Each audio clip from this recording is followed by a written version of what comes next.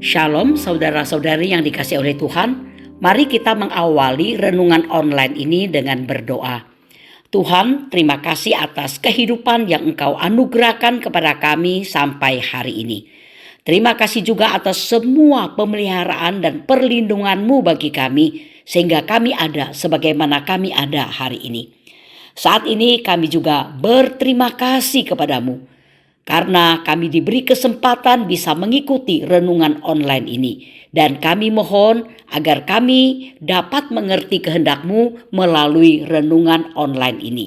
Demikian kami berdoa dalam nama Tuhan Yesus. Amin. Saudara-saudari yang dikasihi oleh Tuhan, renungan online hari ini diambil dari Ulangan pasal 29 ayat 2 hingga 4 yang berbunyi demikian.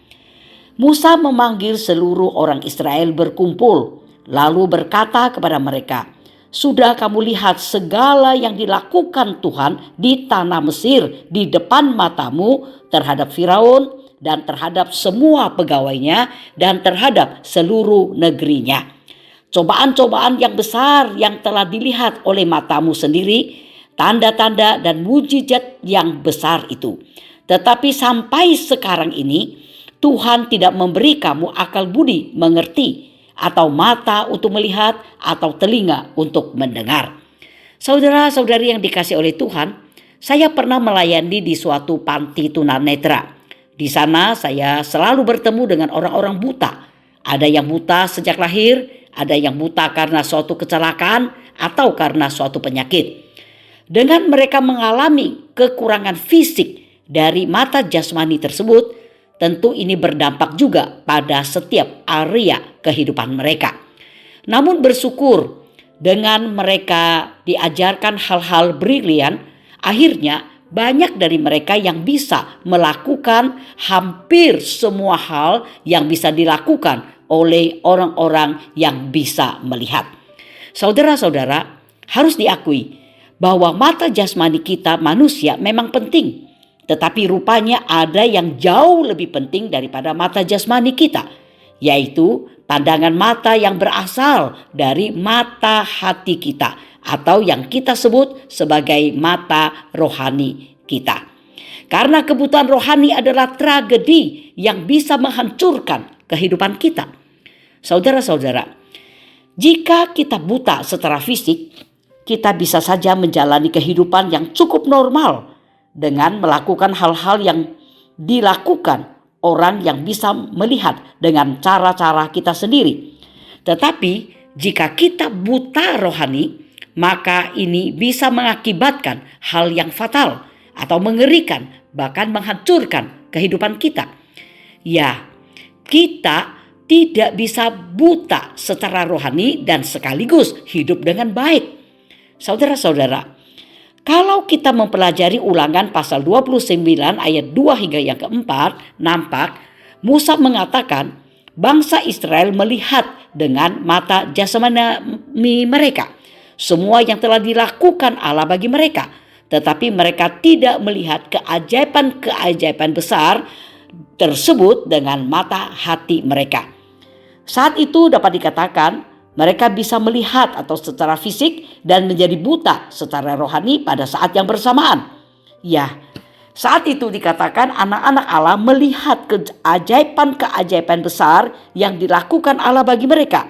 Tetapi mereka tidak melihat atau mengerti makna rohani sepenuhnya dari keajaiban-keajaiban tersebut. Mereka buta terhadap kemuliaan rohani di balik kemuliaan jasmani.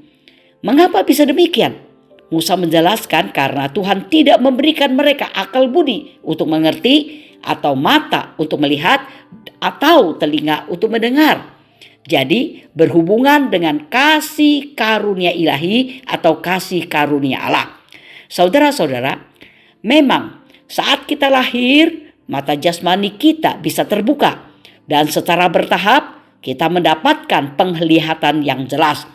Tetapi untuk bisa melihat secara rohani, rupanya dibutuhkan tindakan kasih karunia ilahi untuk membuka mata hati kita terhadap misteri-misteri rohani yang dalam dan menakjubkan Inilah yang dijelaskan Musa di kitab Ulangan 29 ayat 2 hingga yang keempat. Tanpa tindakan kasih karunia ilahi yang membuka mata hati kita, kita bisa melihat hal-hal indah dalam ciptaan, namun tidak melihat kemuliaan Allah yang telah merancang hal-hal tersebut dan menaruhnya pada tempatnya. Tanpa kasih karunia Allah yang membuka mata hati kita, kita bisa membaca kata-kata di halaman Alkitab, tetapi tidak mengerti realita rohani yang disingkapkan kata-kata tersebut. Saudara-saudara, kalau hari ini mata rohani kita terbuka terhadap kemuliaan Allah dalam ciptaan dan misteri rohani yang diwahyukan dalam firman Allah, dapat dipastikan ini karena kita telah dilawat oleh kasih karunia ilahi. Allah telah melakukan hal tersebut bagi kita. Dia telah membuka mata hati kita sehingga kita bisa melihat Dia dalam segala kemuliaannya. Saudara-saudara, puji Tuhan kalau hari ini kita sudah mendapatkan kasih karunia ilahi sehingga mata rohani kita tercelik dan kita mengerti kasih Allah, mengerti kematiannya atau penebusannya yang sangat berarti bagi kita. Dan kita pun kemudian menyerahkan hidup kita kepadanya. Puji Tuhan, Ia sudah memberikan kasih karunia-Nya bagi setiap kita. Amin. Mari kita berdoa. Tuhan, terima kasih atas kasih karunia-Mu bagi kami, sehingga mata rohani kami menjadi tercelik dan kami dapat mengerti keindahan karya-Mu di kehidupan ini. Terima kasih, Engkau sangat baik.